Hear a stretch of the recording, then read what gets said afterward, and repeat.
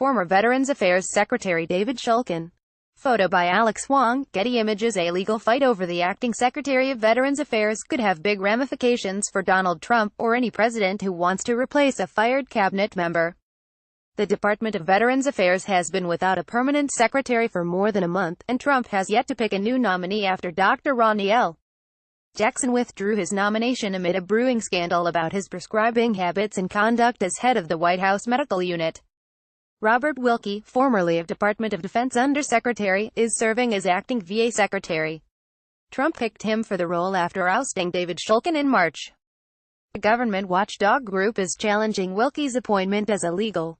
The question of whether the president can fire an executive branch official and pick a person to fill that position in an acting role is a surprisingly unsettled matter, one with ramifications beyond the Veterans Affairs Department.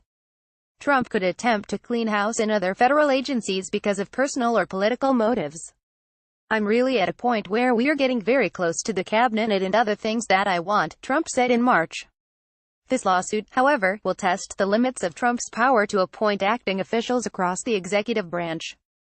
The suit claims Trump's appointment of an acting secretary is unlawful. Democracy Forward, an executive branch watchdog group, filed a lawsuit on behalf of veterans claiming Trump violated federal law by appointing Wilkie to the position of acting VA secretary rather than Thomas Bowman, the VA deputy secretary, who is next in line at the agency.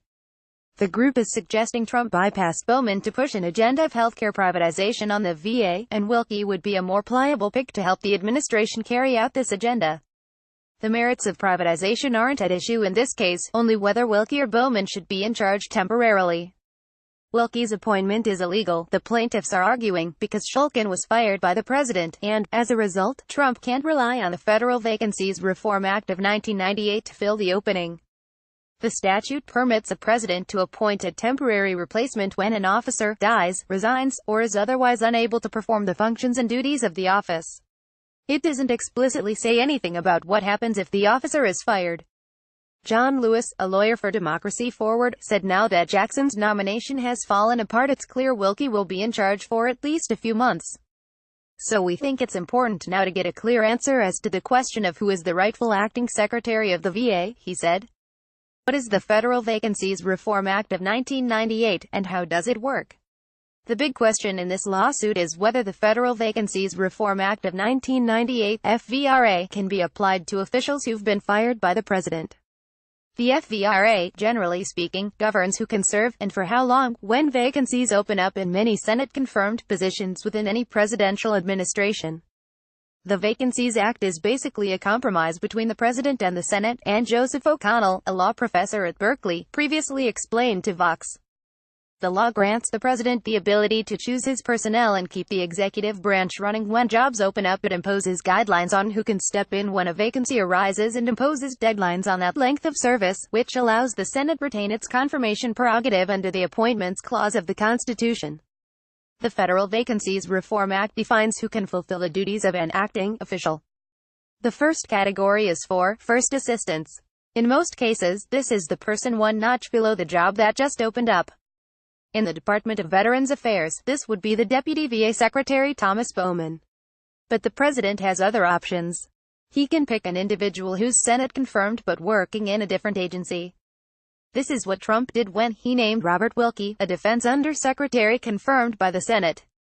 Trump also pulled this move with Mick Mulvaney, his director of the Office of Management and Budget, when he selected him to head up the Consumer Financial Protection Bureau after its chief officer resigned.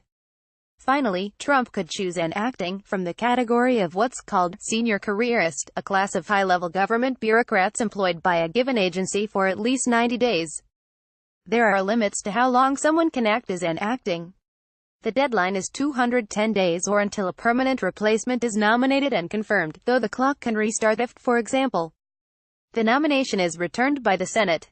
But a lot can happen in that time period, and acting officers are empowered to do the same job as Senate-confirmed officials, which is why vacancy appointments matter.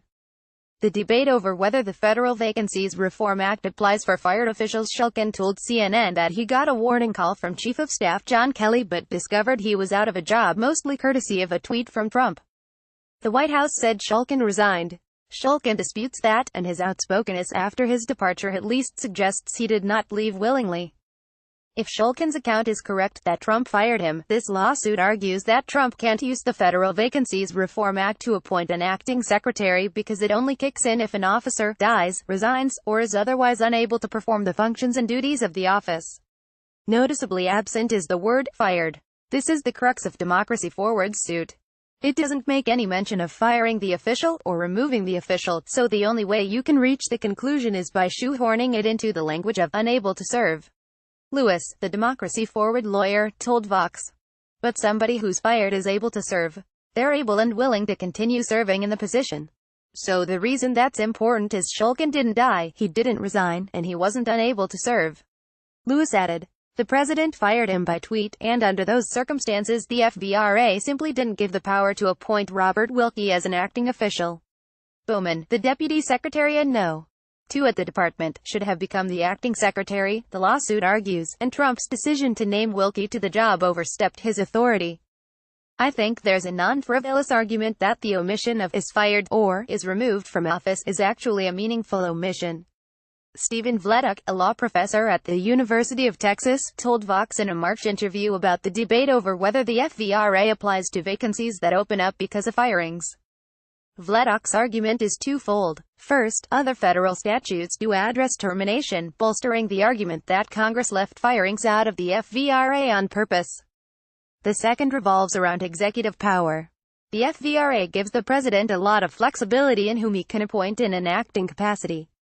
It's not exactly difficult to imagine that Congress might have been concerned about giving the president that power when the vacancy only existed because of the president's unilateral action to fire the officer. Vleduc said. In other words, Congress would want to guard against a reckless president who kept firing cabinet secretaries he didn't like or who wouldn't do his bidding. Vleduc isn't saying that the Federal Vacancies Reform Act definitely doesn't apply in cases where people are terminated, but he also doesn't think it's as open and shut as I think the lawyers in the executive branch tend to think. Lawyers for the executive branch have said in the past that the Vacancies Act does apply when someone gets fired.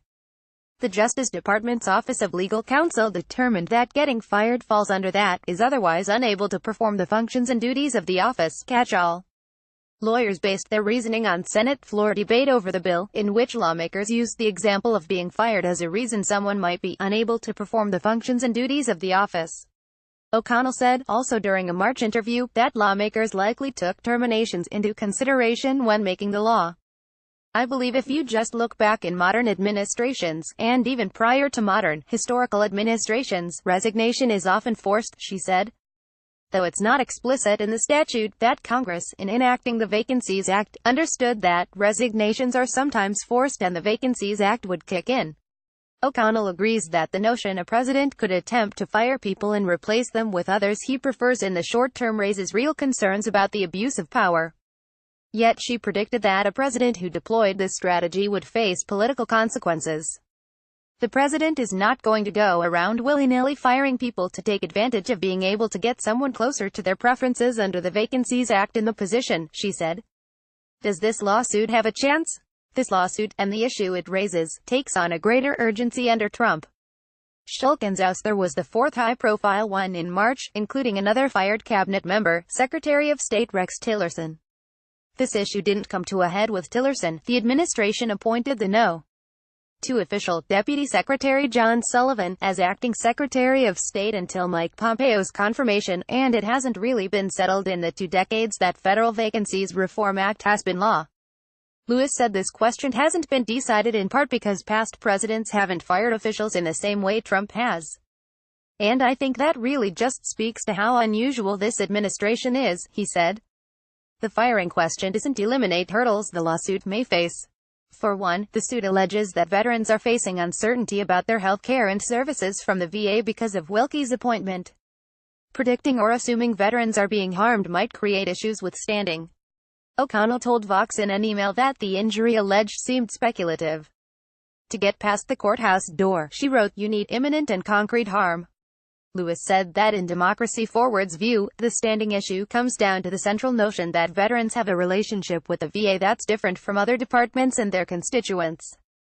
The country owes certain obligations to veterans that the VA is charged with fulfilling, he said. The uncertainty around the future of VA benefits, including health care, presents its own threat. But if the lawsuit does move forward, it has implications for the entire executive branch. The succession question after a firing could re-emerge if Trump decides to fire Attorney General Jeff Sessions, who has angered the president with his decision to recuse himself from the Russia investigation. Deputy Attorney General Rod Rosenstein currently oversees the investigation and appointed special counsel Robert Mueller. But a new Attorney General would not have to recuse himself or herself from that investigation, and Trump could Sessions an attempt to install an ally as acting Attorney General who could quickly take over the Russia investigation, direct its course, or shut it down. That's all speculation, at least for now. But the Veterans Affairs Department lawsuit could go a long way to clarifying whether the law restrains Trump, or any president, in the firing and hiring process.